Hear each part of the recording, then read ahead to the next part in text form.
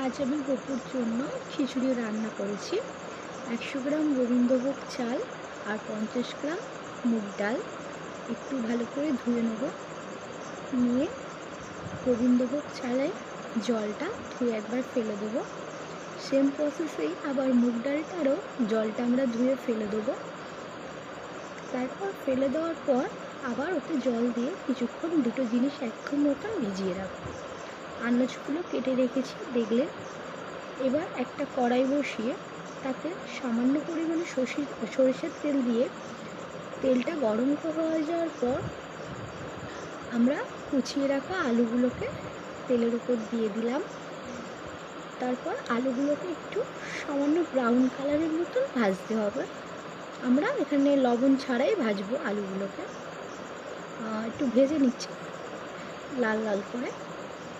এবার লাল লাল লালচে কালার হয়ে এলে আমরা আলুগুলোকে নামিয়ে নেব। তার আগে একটু ভেজে নিতে হবে ভালো করে আলুগুলোকে। আমরা আলুগুলোকে একটা বোল্ডে নামিয়ে নিচ্ছি।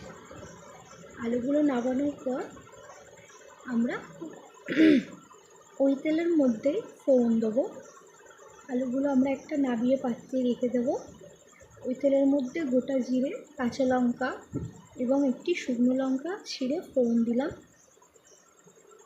ফোড়নটা একটু ভেজে নিলাম হালকা করে। তারপরে ওর মধ্যে দিয়ে দেবো আমরা টমেটো কুচি, গ্রেট করে রাখা আদা বাটা দিয়ে আবার একটু ভালো করে নেড়ে সামান্য পরিমাণে নুন দিয়ে দিলাম। আর দিয়ে দিলাম ভিজিয়ে রাখা গোবিন্দভোগ চাল, সবটুকু দিয়ে দেবো। দেওয়ার পর আমরা একই প্রসেসে আবার ডালটাও দিয়ে দেবো। তার আগে একটু চালটা আমরা নেড়ে নিলাম এবং ডালটাও সেই একই প্রসেসে চালের মতনই আমরা দিয়ে দেবো ডালটাকেও। ডালটাও দেওয়ার পর আমরা একটু নেড়ে নিলাম। নেড়ে পরিমাণ মতন এবার আমরা একটু জল দিয়ে দেবো যাতে সেদ্ধ হওয়ার জন্য। পরিমাণ মতন জল দেওয়ার পর আমরা ভেজে রাখা আলুটাও ওই জলটার উপরে দিয়ে দেবো এবং নেড়ে নেবো আরেকবার। আলুগুলো দিয়ে দিলাম। দেওয়ার পর আমরা